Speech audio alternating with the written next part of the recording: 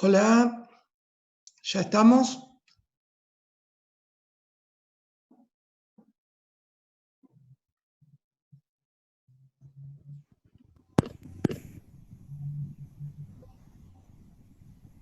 Por mí, sí, no sé el resto de los chicos. A ver, hay 17 conectados.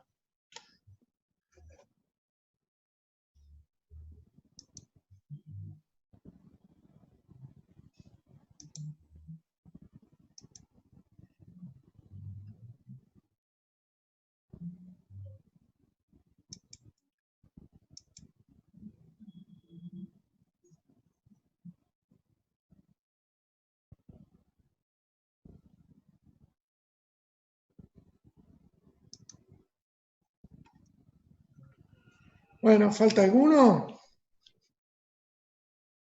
Que avise.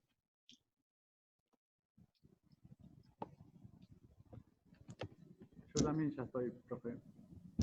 Acá estoy, profe. ¿Cómo? No, que ya volví. Ya estamos. Bueno, vamos arrancando. Bueno, miren, vamos a hablar un poquitito de lo que es un clon o el concepto de clon, ¿no? Una de las primeras cosas que me encontré, que empecé a buscar, es esto. ¿Qué les parece?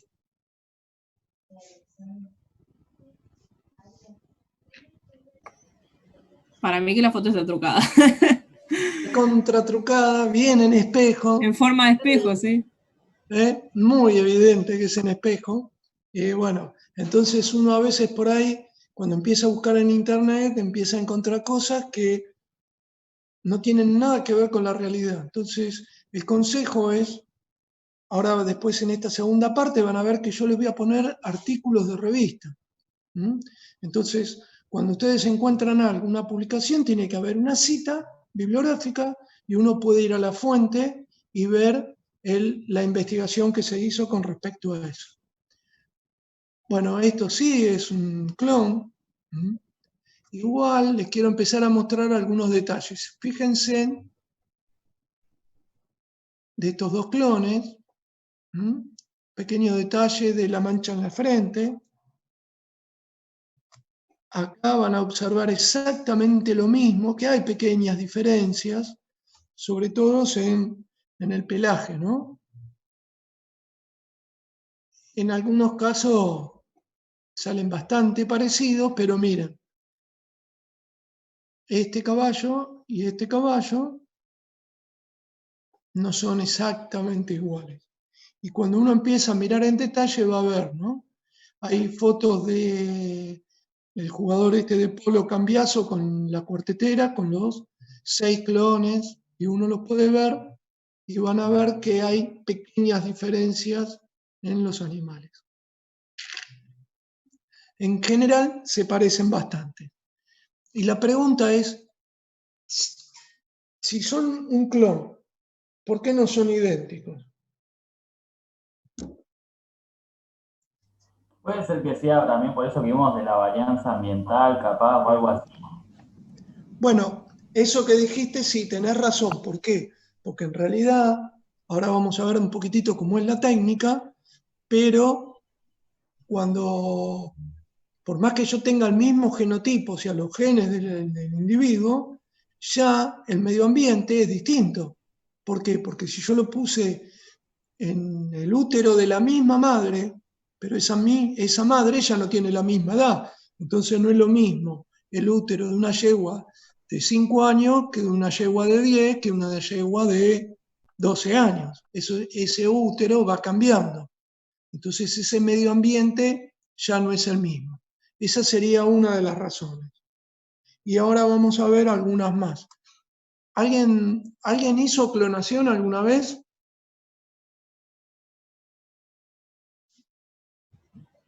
En plantas se puede hacer, pero por medio de acodos, o sea, de vástagos plantados al... Correcto. Por en eso cactus. la abuela de ustedes seguro que era una experta en hacer clonaciones cuando agarraba un gajito de una alegría del hogar y lo plantaba. O cuando el abuelo cortaba una rama de un sauce y la plantaba. Eso es un clon, una copia de un individuo. Ahora, ¿qué pasa? Miren, vieron que yo hoy cuando empezamos la clase les marqué algo de clonación, ¿no? Y les dije, después vamos a hablar de esto. La única posibilidad que exista clonación natural, o sea, que dos individuos tengan la misma identidad genética, es cuando un huevo cigoto se divide y se producen esto que se llaman gametos o gemelos monocigóticos. O sea, que provienen de un solo óvulo y un solo espermatozoide. Y esos son los gemelos idénticos, que tendrían casi por completo la misma información genética. Entonces, ese es el único caso donde hay clonación. Después, vamos a hablar de esto, que es una clonación no sexual, una clonación reproductiva. Vamos a hablar de una clonación de ADN, que es una clonación del gen que hoy yo les mostré. ¿Se acuerdan? Les dije, clonación génica produce copia de genes. Esto yo se los marqué hoy y les dije, después lo vamos a ver. Entonces, ¿por qué les quiero contar todo esto? Porque en realidad lo que se hace ahora con la palabra clonación, que en la década del 80, cuando apareció Dolly, tuvo un impacto gigante y sin embargo, salvo para hacer cosas en el laboratorio, después no tuvo mucho impacto en la clonación. Sí tuvo impacto en los caballos y lo vamos a ver por qué, porque era una cuestión de negocio, ¿no? Y la técnica es esta que está acá, que se llama transferencia nuclear de células somáticas. Y lo van a encontrar con este nombrecito, SCNT, transferencia nuclear de células somáticas. Acá básicamente lo que tenemos es una oveja donante que lo que me está donando es un núcleo 2N. Este es un ejemplo de oveja porque, bueno, fue lo primero que se hizo por la oveja Dolly, pero lo podríamos hacer con caballo, con vaca, con humano, con lo que ustedes quieran.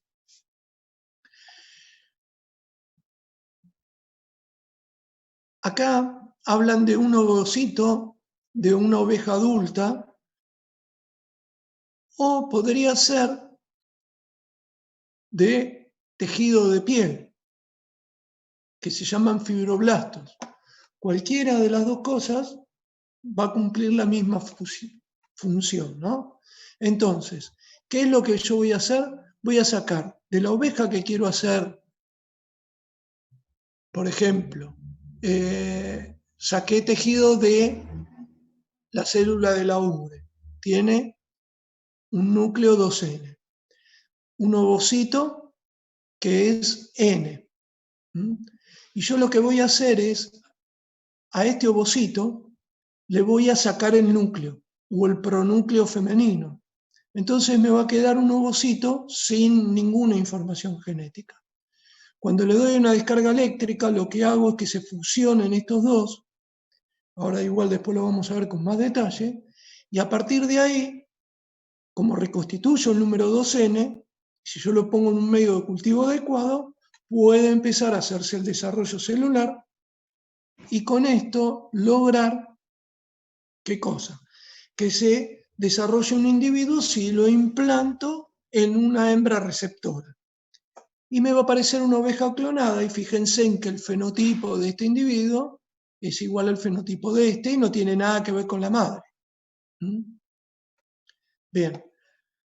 Esto es un ejemplo sencillo para que empecemos a trabajar y veamos algunas cosas. Pero en realidad, esta técnica se llama transferencia nuclear de células somáticas. Es una célula de la ubre, que es 2N, y es lo que yo voy a usar como un material para reproducir a este individuo. Esto, para que vean, son fotos hechas con un micromanipulador. Uno puede agarrar un ovocito, un óvulo, y podría estar manipulando, inyectando alguna cosa o sacando alguna cosa. De hecho, cuando ustedes ven esto, a veces hay una inseminación intracelular, o sea que directamente nosotros metemos el espermatozoide en un óvulo. Eso se llama la técnica de Easy. Miren, vamos a ver una peliculita y yo la voy a ir mostrando algunas cosas. Ahí estamos con un micromanipulador, con la sopapita, agarramos ese óvulo y podríamos aspirarnos el pronúcleo femenino y dejar el óvulo sin ninguna información genética. Podríamos traer una célula 2N, cualquiera, y a través de una descarga eléctrica fusionar ese material que es ADN doble, o sea, de 2N, lo incorporo al óvulo y a partir de ahí va a comenzar un desarrollo embrionario. Esto es una animación y una mezcla con algunas cosas, ¿no? Pero miren qué interesante cómo se ve la división celular. Son todas mitosis, ¿eh?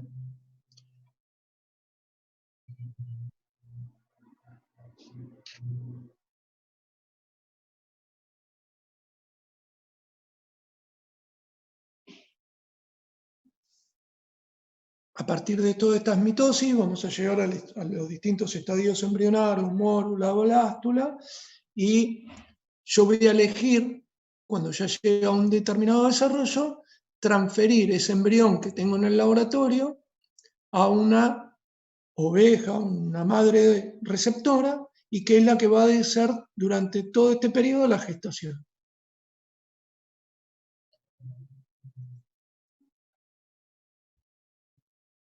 Esta es una foto de la oveja de Dolly.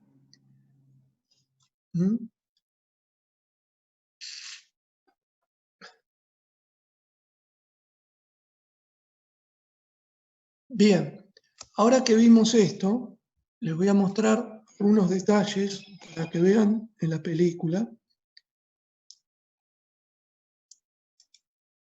Fíjense, esto que están viendo acá, ¿saben qué son?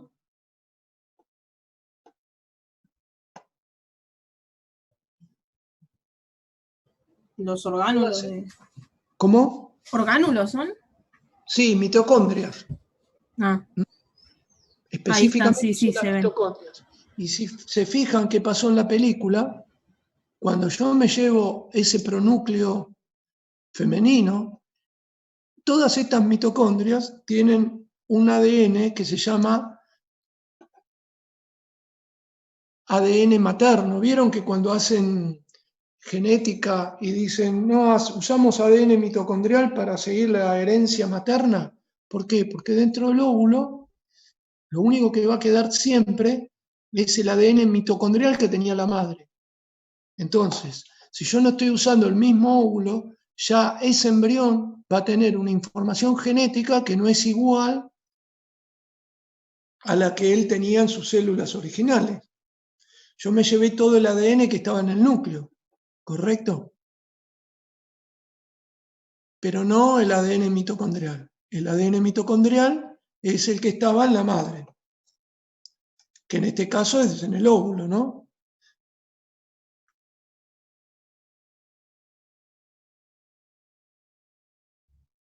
Y hay unos mecanismos de defensa que lo que hacen cuando un óvulo es fecundado es que hay unas enzimas proteolíticas que degradan todo lo que ingresa. Lo único que se salva es el pronúcleo masculino porque está muy metilado y le sirve de escudo contra estas proteínas, pero el resto lo degradan todo. O sea, las mitocondrias que podrían llegar a pasar, que están normalmente en el espermatozoide, no es este caso, ¿no? Cuando se fecunda y pasa el pronúcleo masculino, si llegara a incorporarse alguna mitocondria, en un breve periodo es atacada por las enzimas que hay en el óvulo y lo destruyen. Por eso el ADN mitocondrial es de estricta herencia materna, solo se pasa por línea materna. Yo no tengo ninguna mitocondria, en teoría, de las que tenía mi papá. Y mi hijo tampoco tiene ninguna de mis mitocondrias. Bien, Lo que me preguntan, sí, ¿no le sucede nada a la célula así el sacarle el núcleo o introducir ese, no sé qué es eso, una jeringa, algo así? Introducir, no, mirá, hay una parte acá en la película, a ver si la puedo rescatar. Fíjate. Vos fíjate qué es lo que pasa cuando vos le acercás esta célula con la descarga eléctrica hace que se fusionen los dos citoplasmas y automáticamente entra el 2N de esa célula que era externa. Y la célula queda, su membrana completamente sellada. Convengamos que de esta técnica después, cuando empiezan todas las divisiones y todo, no todas las células que nosotros hicimos este proceso llegan al estado de mórula que las podamos transferir. Entonces, es bastante ineficiente. Eso ténganlo en cuenta. Por eso tampoco se hacen muchas clonaciones. Yo, siguiendo en la próxima diapositiva, que ya no me acuerdo, les quería mostrar esto. Fíjense que en la primera diapositiva yo les mostré que habían sacado una célula de glándula mamaria, que fue lo que hicieron con Dolly.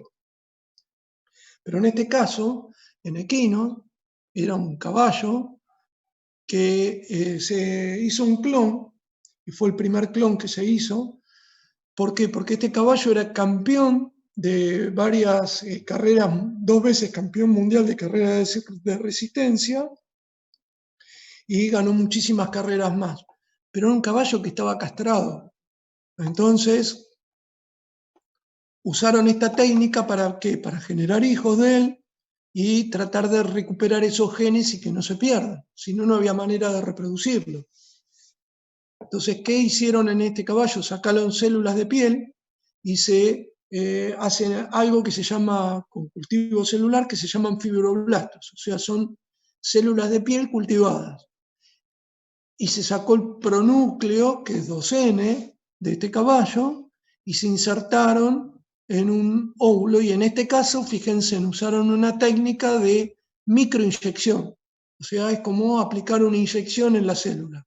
Eso se hace, como vieron ahí, teniendo el óvulo, con una aguja, con el micromanipulador, uno puede extraer el pronúcleo femenino e insertar un pronúcleo, un núcleo, que es 2N, de una célula de este caballo que era adulto.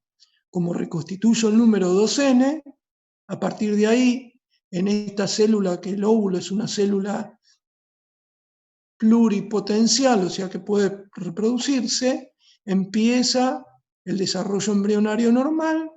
Cuando llega al momento que esté formada un mórula, a los 6 días aproximadamente, yo lo puedo transferir a una yegua receptora y a los 11 meses, si va todo bien, nace un potrillo.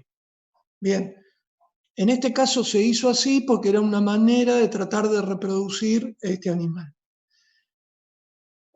¿Dónde se está usando mucho esto? Ustedes vieron en Caballo de Polo que siempre salió que Cambiaso juega con 6 clones del mismo animal.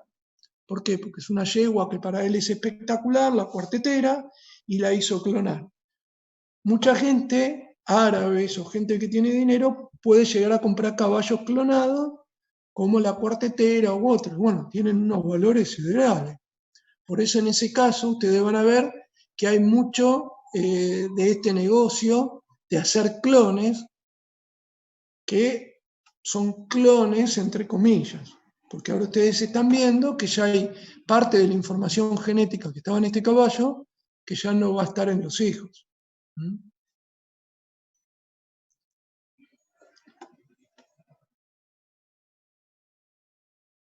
Pero bueno, ¿por qué les conté esta técnica de clonación, no?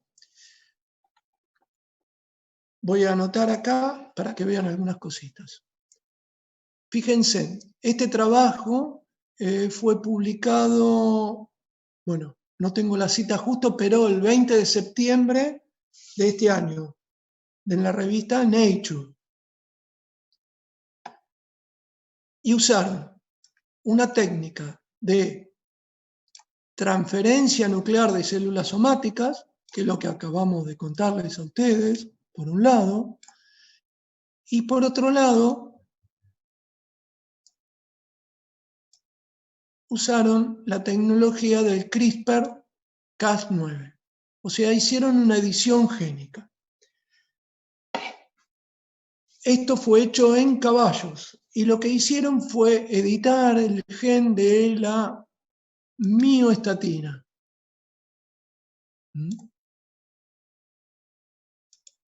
Voy a resaltar en otro color para que lo vean. Entonces, ¿cuál fue el experimento que hicieron? Hicieron embriones, como lo que acabamos de ver. ¿De qué manera? Con transferencia nuclear de células somáticas de caballo. Hicieron muchos embriones. A esos embriones le aplicaron una inyección con CRISPR-Cas9. ¿Con qué gen? Con una RNA guía para inactivar o cortar el gen de la miostatina. El gen de la miostatina lo que hace es, hace que nuestro músculo deje de crecer. Entonces, ¿por qué hicieron esto?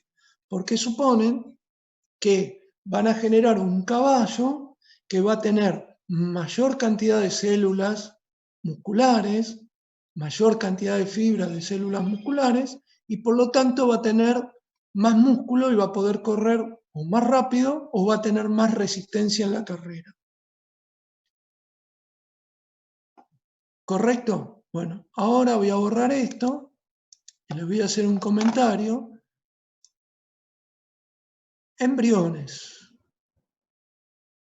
O sea, produjeron embriones, chequearon que esta tecnología había cortado específicamente donde ellos querían y que habían obtenido en algunos individuos sin el gen cortado, o sea, con la miostatina normal, otros le cortaron uno solo de los alelos y a otros le cortaron los dos alelos, ¿sí?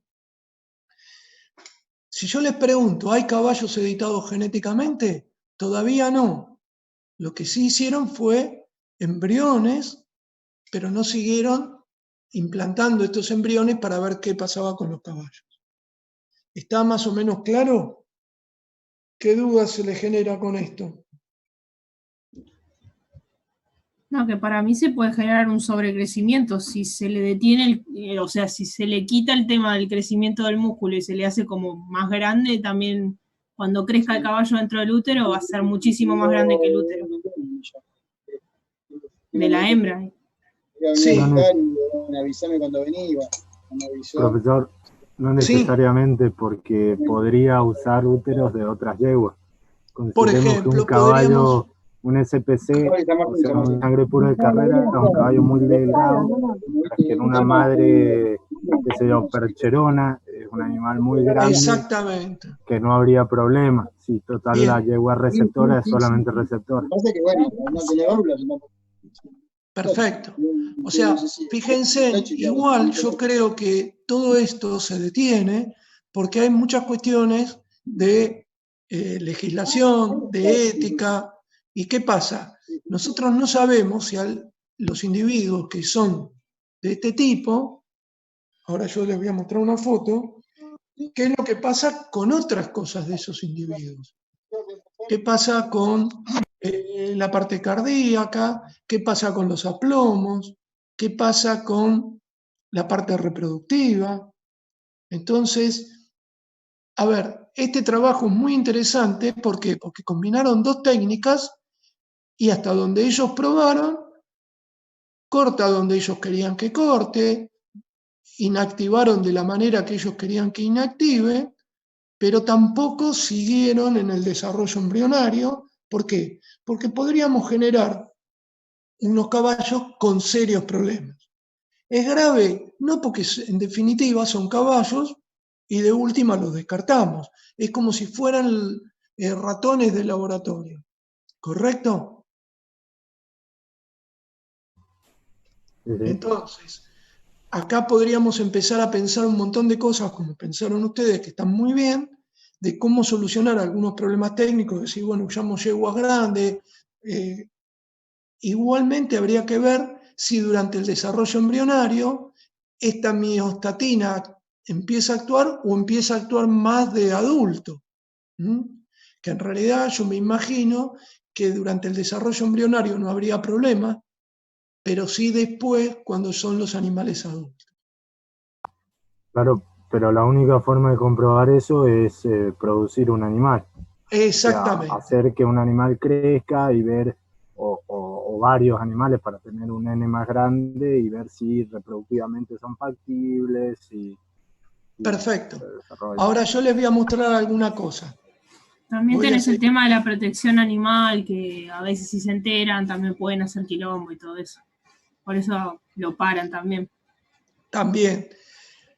Aparte, hay mucho problema con la legislación.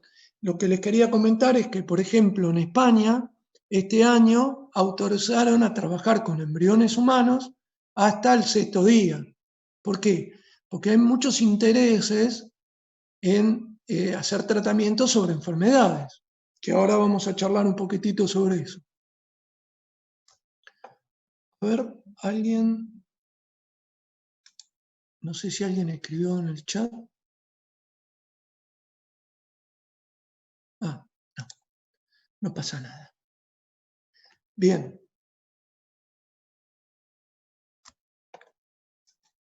Tengo que cerrar esto.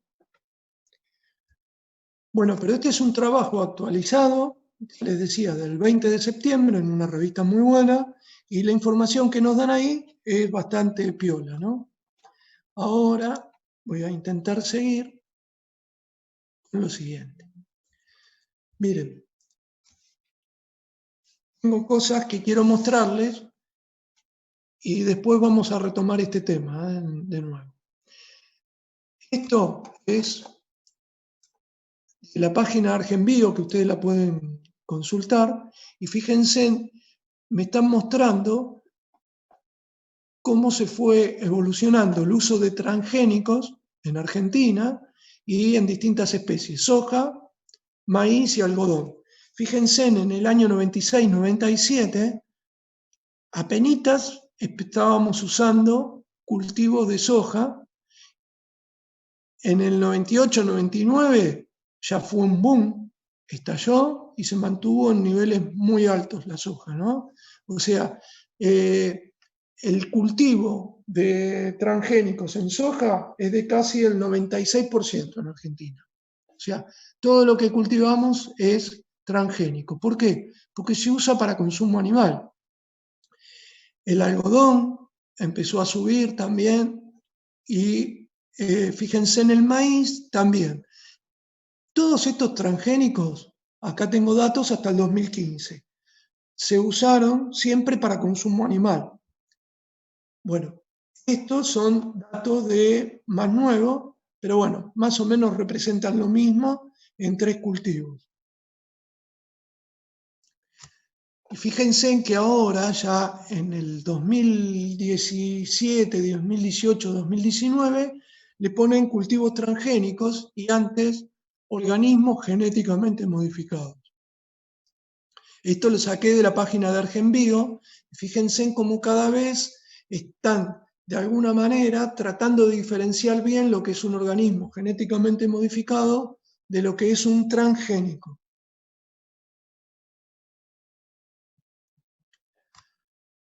En esta diapo, después para que la miren tranquilo, empiezan a ver cómo se empezaron a usar, por ejemplo, resistencia al herbicida en soja en el 96-97, y a partir del 2013-2014 ya resistencia a insectos BT y por el Bacillus thuringiensis y resistencia herbicida. En maíz se empezó a trabajar primero con resistencia al Bacillus thuringiensis y después, en el año 2004-2005, se incorporó algunos resistentes a herbicidas y finalmente ya se está trabajando con 2 transgénicos. Y así lo pueden ver en algodón y eso. O sea, lo que les quiero mostrar es que se empezó con incorporación de un solo gen transgénico y después se hicieron 2 y bueno, se fue sumando y ya la mayoría de los cultivos tienen los 2 transgénicos para resistencia herbicida y resistencia a insectos. Bueno, acá les muestro las cantidades de toneladas y esto es un mapa de dónde se usan, fíjense, acá le pusieron organismos genéticamente modificados, ¿no? Ahora después vamos a ver una más actualizada. ¿Dónde casi no se hacen transgénicos? Que son las partes blancas, ¿no? En Europa. Europa, África, bastante. Rusia. Pero bueno, lo que pasa es que en África tenemos que tener cuidado porque no todas las regiones hay cultivos, ¿no? En Sudáfrica, acá esta parte sí seguro, porque muchos de los que producían en Argentina están produciendo acá, de los grandes pulves, ¿no? Si hay algún agrónomo por ahí que sabe más, que hable, ¿eh? Fíjense en cómo cambió en el 2018, ¿no? Miren cómo quedó limpito todo esto. ¿Por qué? Porque la legislación europea es muy estricta con respecto a los transgénicos. Y acá les voy a contar algo. Vieron que hablamos de cultivos o de plantas o de animales editados genéticamente. Bueno, hay cultivos editados genéticamente, pero Europa dijo, son transgénicos. Técnicamente no lo son, pero legalmente sí. Entonces siguen estando prohibidos. Y hay un debate muy grande. Escuché hace poco que con el trigo, que salió hace poco, sí. También, aparte de la autorización de Brasil, estaban viendo cómo iban a hacer para meterlo en el mercado europeo, por lo menos para los animales. Claro. Es que para el consumo animal no hay problema que sean transgénicos o no, pero para el consumo humano son muy estrictos con eso en la comunidad y dicen, todo lo que, por más que sea editado, es un transgénico. Y se plantaron y no puede haber esos cultivos para consumo humano. Entonces, bueno, acá les pongo otras plantas que han sido modificadas así por estas técnicas. Y antes de meterme con esto, les quiero comentar lo siguiente. Fíjense en la importancia de este maíz waxing, ¿no? Yo saqué esto de que hay Pioneer, ofrece estas 2 variedades para este cultivo waxing, que era ese maíz que se usa y como es para aperitivos, es de consumo humano. Entonces está prohibido usar transgénicos. Por eso no había edición génica en este cultivo. Y todo se hacía por introgresión. O sea, ¿se acuerdan meter ese gen que nos interesa a través de cruces, retrocruces y selección? Bien. En marzo, a ver, les voy a poner este artículo. Aquí está. En marzo de este año publicaron esto que decía lo siguiente. ¿Y por qué se los pongo? Porque hay cosas que ustedes ya pueden ir viendo. Voy a anotar, subrayar con este color. Bien. Tenían unas líneas endocriadas de maíz, ¿sí? De lid. O sea, yo tenía líneas que eran altamente productivas y lo que hice en esas líneas silencié hay un gen que se llama W1, WASI1, y si yo silencio ese gen, que es una mutación que ocurrió naturalmente, si yo lo silencio estoy logrando que estas líneas endocriadas de alta producción de maíz expresen ese tipo de almidón o esa estructura especial de almidón que tiene una amilopectina distinta. Entonces, ¿qué pasó? ¿Cuál fue el impacto de esto? Es que vieron y lo compararon, vamos a cambiar de color, con los métodos tradicionales de introgresión, usando retrocruzas y selección asistida por marcadores. ¿Qué pasó? Lo probaron en 25 localidades y mostraron que este WASI era superior a hacer la introgresión sobre los híbridos. ¿Por qué? Porque producía más y se hizo en mucho menor tiempo. Entonces imagínense cuántas generaciones tengo que hacer yo para incorporar y hacer retrocruzas y chequear de que esté. Si yo tomo la línea de lead y le hago un silenciamiento por edición génica, acorto muchísimo los pasos. Bien, esto ya está hecho, lo chequearon, funciona perfectamente, pero ¿qué pasa? No lo pueden introducir en el mercado. ¿Por qué? Porque la legislación no se los habilita, porque los considera a estos maíces como, lo voy a poner en un color importante, rojo, está bien, los consideran transgénicos. Entonces, fíjense en cómo estas cosas tienen cuestiones que son políticas, de decisiones políticas de una comunidad que dice, por más que vos me digas que no metiste ADN de afuera, yo lo considero que es transgénico. ¿Por qué les muestro esto? Para que no los sorprenda que en América se apruebe y que se puedan usar o no, ya lo veremos. ¿Qué pasa? Chequearon de que eran superiores, todo eso. Pero, ¿cuál es la dificultad? Que, como está editado, yo, si no tengo este maíz editado y tengo que usar maíz común, comparado con este, tengo que hacer, y por eso me lo van a pagar mucho más, esta plantación de maíz aislada de una determinada manera. ¿Qué quiero decir con aislada? No puede haber por ahí a no sé cuánto distancia otras plantaciones de maíz. ¿Por qué?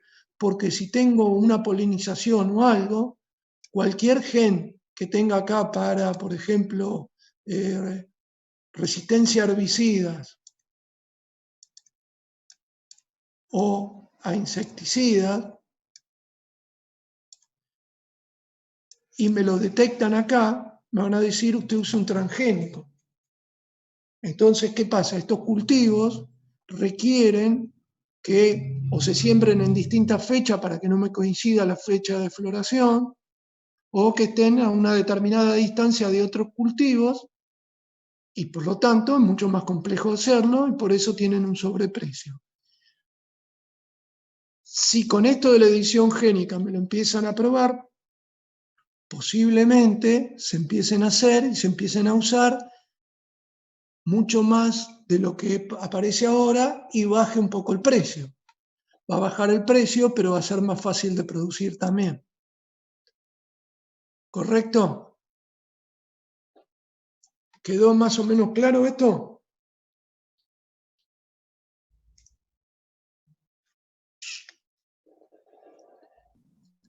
Sí, sí. Bueno, buenísimo. Igual estos trabajos los van a tener ahí en la presentación que dejé en el Classroom. así que los pueden después constatar. Bueno, miren, entonces, saliendo de este ejemplo, alguien mencionó el caso del trigo. Están trabajando en apto para celíacos, disminuyendo una proteína que es la que hace, con la que tienen problemas los celíacos. Porotos tolerantes a la sequía.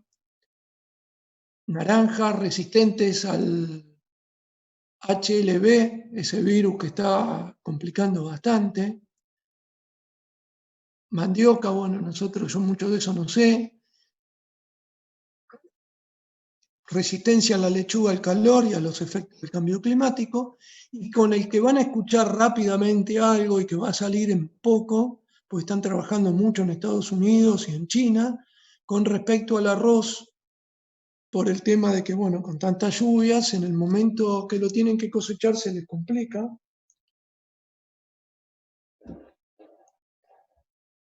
Bueno, todo esto va a surgir y va a aparecer en poco tiempo.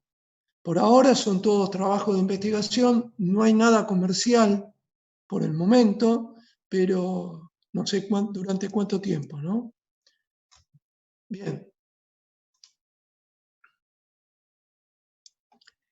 Este es algo que ya vimos. Vieron que hablamos de la microinyección en cigotos. En este caso lo hicieron en ovejas. El mismo procedimiento que vimos en caballos, nada más que acá, continuaron y implantaron los embriones y midieron el desarrollo, por lo menos por lo que yo sé, a los 30 días. Lo que no sé es si esto después trajo alguna otra complicación en los animales, la verdad no tengo información. Pero si quieren después lo pueden leer con más tiempo, pero en principio les voy a mostrar la diapo que sigue. Bueno, fíjense, esta es la secuencia que ellos modificaron. ¿Para qué? Para poder apagar este gen del miostatina y que no se exprese. Y después chequearon si realmente con enzimas de restricción para ver si habían aparecido la inactivación de esos alelos sí o sí. Y acá está el resultado.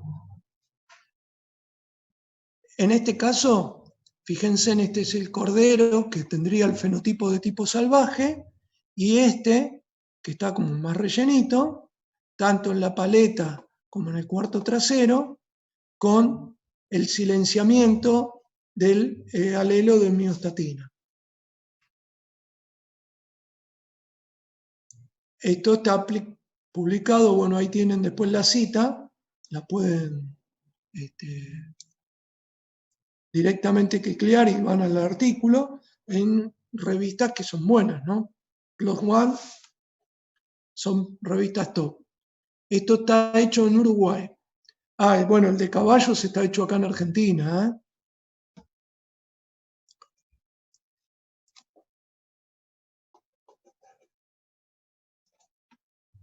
O sea que en este caso sí lo implantaron y vaya a saber qué. Bueno, esto más o menos es lo mismo en cerdo, no los quiero aburrir, pero bueno, técnicamente es esto, se generan embriones y a esos embriones uno podría transferirles a través de la CRISPR un silenciamiento o meter un gen que a nosotros nos interese y generar una descendencia que miren cómo le ponen, transgénica. Para mí es una descendencia editada, no transgénica. Bien. Puse esta diapo de esta manera. ¿Por qué? Para discutir dos o tres cosas, ¿no? Interesantes y que a lo largo de la clase ustedes me las plantearon. Cuando yo edito, si yo edito un embrión, ¿qué es lo que pasa? Ese embrión se desarrolla como adulto sus gametas van a tener toda la información genética, hasta ese gen que yo edité, y se lo van a transmitir a la descendencia. ¿Vieron cuando hoy yo les mencioné el caso de las gemelas chinas? Esas dos criaturas, como están editadas, van a producir gametas que van a transmitir esos alelos que editamos y se los van a transmitir a la descendencia. O sea, que no solo que hay que controlar a estas criaturas, sino a sus descendientes también. Ahí es donde implica que cuando uno empieza a hacer terapias o ediciones sobre líneas germinales, va a influir en toda la descendencia de la población. Si yo, por ejemplo, saco para tratar una enfermedad en humanos como la talasemia o cualquier defecto que tenga alguien sobre la médula, para la producción de glóbulos rojos, si yo saco una muestra de esas células de médula, vamos a imaginarnos así, ¿no? Yo tomo de un paciente, saco una célula de médula, le aplico el CRISPR, Cas9, ¿no? Multiplico esas células, chequeo que esté todo bien, que hayan recibido ese cambio en la información genética que quiero, y las vuelvo a transferir al individuo, y este individuo multiplica esas células en su organismo, este individuo, en sus células germinales, no tiene ninguna edición génica. Entonces, en este caso, es una terapia que se va a producir en ese individuo y que va a corregir un defecto genético en ese individuo, pero no en su descendencia. Entonces, en este caso estaríamos hablando de una terapia génica, o genética si quieren, ¿sí? Distinto es cuando yo modifico o aplico CRISPR sobre un embrión. Cuando yo aplico sobre un embrión, esa modificación va a ser en una línea germinal después, porque va a estar en todos los genes del individuo y se va a transmitir a la descendencia.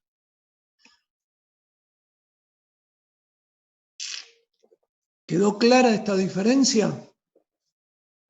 Bien, por ahora no hay muchas cosas de terapia génica en humanos. ¿Por qué? Porque todo primero tiene que respetar los protocolos y pasar por toda la parte experimental, usando ratones, animales de laboratorio, y cuando todo se chequee, se empezará lentamente a usar en humanos. ¿Qué es lo que les puedo garantizar? Que toda la parte de, como lo van a ver en los artículos de knockout, que significa silenciar un gen o apagar, eso anda muy bien. En el trabajo que vimos de caballos, lo siguieron y el silenciamiento fue perfecto en todas las células, anduvo bien. Ahora, lo de incorporar genes, que ya es mucho más complejo. ¿Por qué? Porque todavía no disponemos de herramientas tan precisas. Entonces, cuando hacemos ADN recombinante, a veces se recombina en otro lugar, no somos muy precisos con eso, por lo tanto, toda esta parte todavía está bastante complicada. Pero bueno, en algún momento descubriremos seguramente cómo lo hacen las bacterias, que hasta ahora lo han hecho perfecto, y veremos cómo podemos usar la herramienta de las bacterias, ¿no? Porque lo que somos nosotros todavía no somos nada buenos en esto. ¿Tienen alguna duda de esto?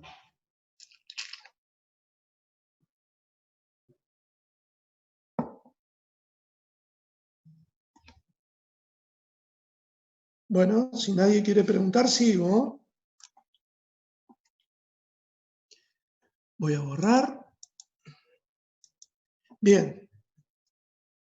O sea que esta parte que uno se imaginaría, por ahora, solo son ediciones fotográficas. Esta sería muy útil para familia numerosa, pero bueno, todavía no la pudimos lograr. Bueno, esta es la otra pregunta del millón. ¿Es posible esto?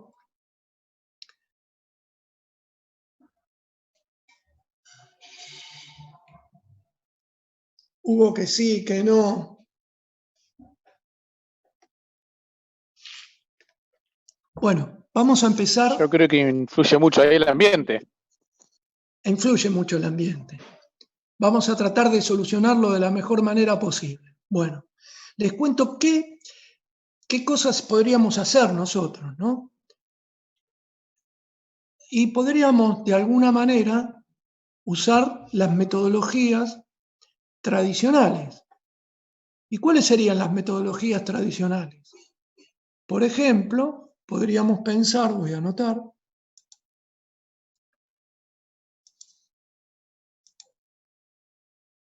en cruzar a Diego. ¿Con quién? Podríamos cruzarlo con Dalma, con Janina, ¿no?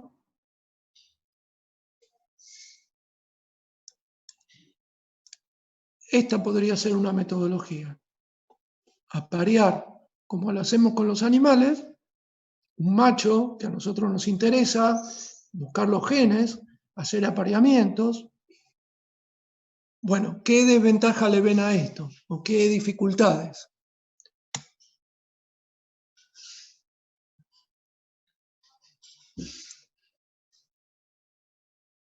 Bueno, vamos a empezar con las dificultades éticas. En humanos, empezarían con el incesto, cómo van a aparear un padre con hijas. Bueno, pero fíjense en que en animales este fue nuestro método de mejoramiento. ¿Qué haríamos? Intentaríamos cruzar al padre con hijas o hermanas o los parientes que tengamos cercanos. ¿Para qué? Para tratar de generar una línea y fijar alelos y genes que a nosotros nos interesan en esta población, ¿no? Esto podría ser tratar de generar una línea que ya llamaríamos Diego. Bien, con Messi podríamos imaginar lo mismo, tratar de aparearlo con la hija 1, la hija 2, y así sucesivamente hasta la hija N. Y tratar de fijar la línea de Messi. ¿Correcto? Y podríamos pensar en fijar alelos de estas dos líneas y tener algunos individuos acá. ¿Sí? Lo mismo podríamos hacer con Pelé, que no sé si tiene hijas, pero podríamos pensar en hacer varios apareamientos, lo mismo con Ronaldo. Esto, y después finalmente hacer un cruzamiento, ¿no? Esto sería utilizando nuestras líneas de mejora tradicional. ¿Qué desventaja le ven a esto? Necesita un montón de años. El tiempo. El tiempo es fundamental, porque imagínense que con suerte cada uno de los hijos que salgan de este cruzamiento tendremos que esperar 14 años para saber si realmente son buenos futbolistas o no. Y tendríamos sobre esto machos y hembras.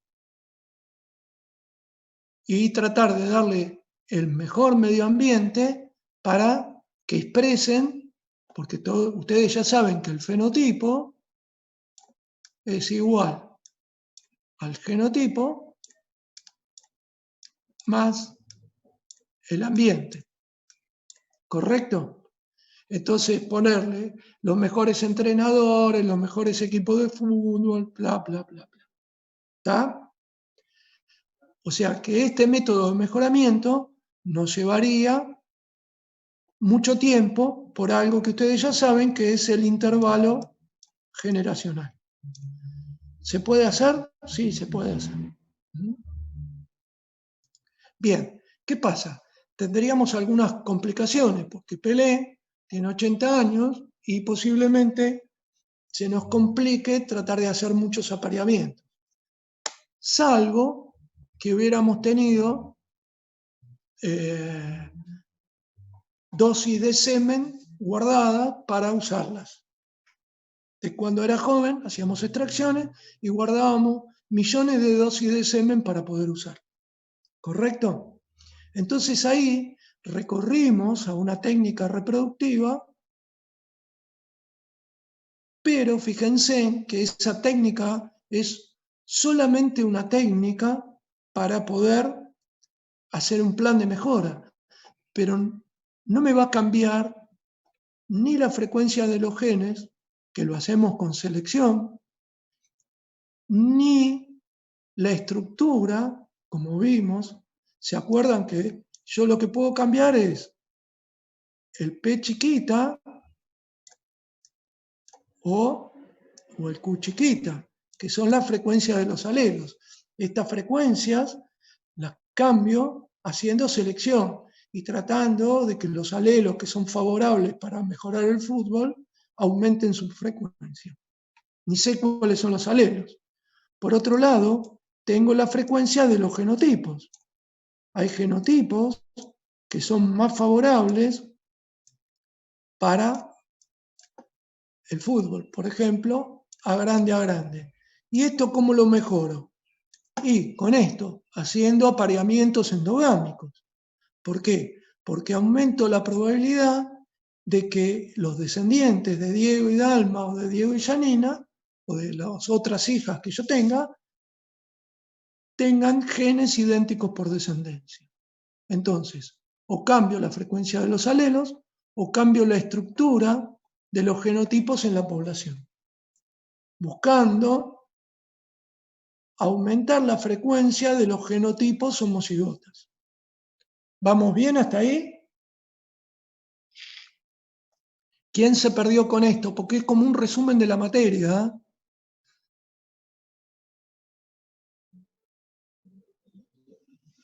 Bien. Vamos bien, vamos sí, bien. Vamos bien. Bueno, entonces, fíjense, si yo hago apareamientos endogámicos, que son estas líneas que estoy tratando de inventar, aumento la frecuencia de los homocigotas. O sea que estoy cambiando la estructura de los genotipos de la población. Y por otro lado, al final de todo, yo planteé cruzar estas dos líneas para lograr la heterocigosis. Y ahí lo que voy a tratar es de encontrar el vigor híbrido, que ya lo vieron con Mónica, que es la superioridad de estos cruzamientos, y por otro lado, la complementariedad. Y la complementariedad hace referencia a que complemento algunas actitudes de cada uno de estos jugadores y que se expresen en esa combinación. Lo mismo que yo les estoy planteando acá con los futbolistas es lo que se hace en maíz, en pollos parrilleros. Cuando yo genero híbridos, lo que estoy haciendo, genero líneas endocriadas que finalmente cruzo para buscar esto. Esto que yo acá les acabo de describir es un método de mejoramiento tradicional. ¿Dudas hasta acá? Sin embargo, hacer todo esto no nos certifica que al final de la cadena tengamos un mejor jugador. Espera, ¿me podés repetir porque no te escuché? Digo que, sin embargo, este procedimiento no nos asegura que al final de la cadena, o sea, donde termina la unión de ambos lados, tengamos un futbolista que sea superior a los parentales. Exactamente. ¿Por qué? Porque acá yo tengo que ir seleccionando y cuando yo empiece a hacer endogamia, muchos de los descendientes los voy a perder. De hecho, cuando ustedes hacen líneas de pollo o líneas de maíz o líneas de lo que sea, tienen un montón de individuos o de familias, y acá pongo las de Messi, y en alguna de estas se fijan por homocigosis un montón de genes deleterios. Entonces yo voy a tener algunas de estas líneas que las voy a perder, se me van a morir individuos, y capaz que me quedan 2 o 3 nada más. Entonces es muy complejo y lleva muchísimo tiempo. ¿Está? ¿Se puede hacer? Sí, se puede hacer.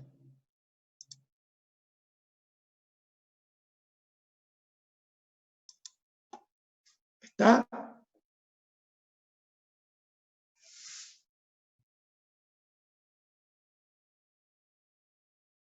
¿Vamos bien hasta acá? Sí, sí, bien. Bueno. Ahora les voy a hacer una analogía con algunas cosas que podríamos hacer. Yo podría, pensando con alguna de las técnicas que aprendimos nuevas, hacer...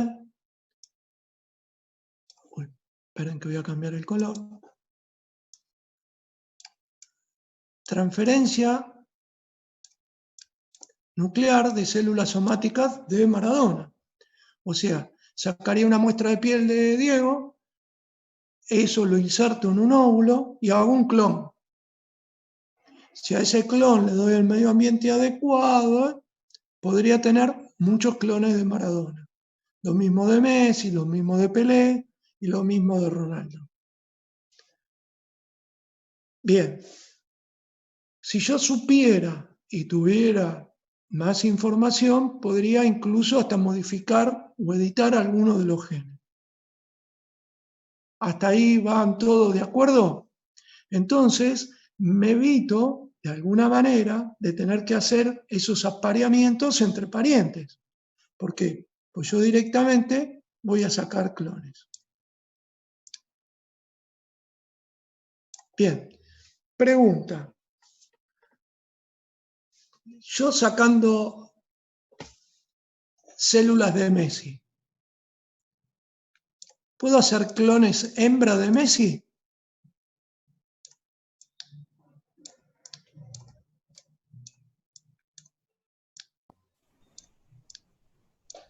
Sí, o sea, me pueden salir, voy a tener 50% de probabilidades. ¿Por qué?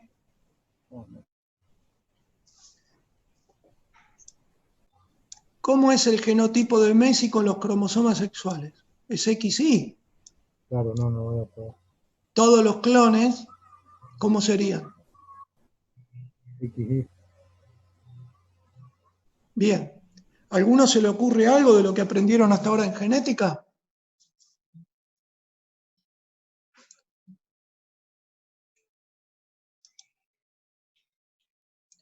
Les voy a dar una pista.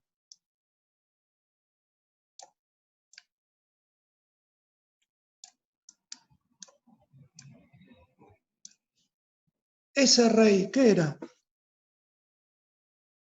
El cromosoma de determinación masculino. El gen de determinación masculina.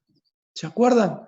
Si tengo el gen SRY, hace que este embrión desarrolle como macho. ¿Se acuerdan que vimos toda una ruta de que las Capaz se puede gónadas desactivar. indiferenciadas se daban en testículos, la célula de Leydig, de Sertoli, Bien.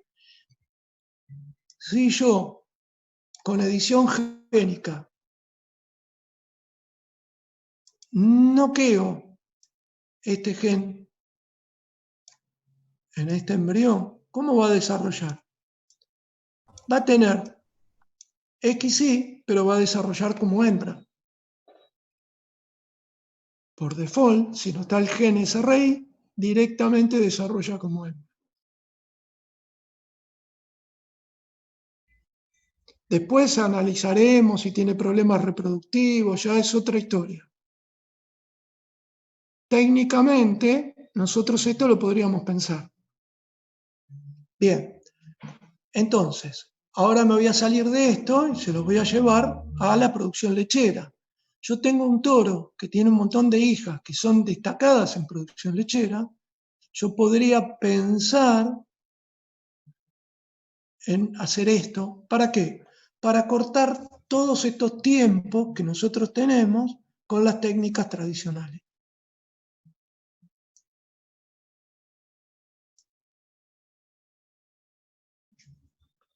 ¿Se entendió más o menos la idea? O sea, todas estas técnicas de edición génica, de técnicas reproductivas como la clonación, la inseminación artificial, todo eso lo que me va a permitir es acortar los tiempos o intentar hacer algunos de estos saltos que todavía están muy verdes, pero en sí no van a producir ninguna mejora genética. Si yo hago un clon de Maradona o una transferencia nuclear de células somáticas, en el mejor de los casos tendré uno futbolista como Maradona, en el mejor de los casos. Aplicando las técnicas de mejora tradicional y haciendo selección, posiblemente en el tiempo logre tener un futbolista superior. ¿Por qué les cuento estas cosas? Porque va a empezar a aparecer artículos con gente que va a intentar hacer estas cosas y que lo van a escuchar como genética de precisión o cosas así, y posiblemente en un principio, para algún caso en particular, tengan algún resultado, pero en definitiva, por ahora, para hacer mejoramiento, necesitamos usar los elementos básicos que aprendieron, que son la selección, la endogamia y la exogamia. Esos son los 3 métodos de mejoramiento genético de los que disponemos hoy. Los otros son complementos reproductivos que nos permiten o aumentar. ¿Se acuerdan cuando hacíamos selección? Que decíamos, si yo puedo inseminar con un solo macho, aumento el diferencial de selección. Por lo tanto, voy a tener un progreso genético más rápido. Si yo hago ovulación múltiple con una sola hembra, voy a tener mucha descendencia, aumento el diferencial de selección. Son todas técnicas reproductivas que me permiten o diseminar más una mejora genética, pero siempre que provino de o una selección o de un cruzamiento, endogámico o exogámico. ¿Quedó claro eso, no?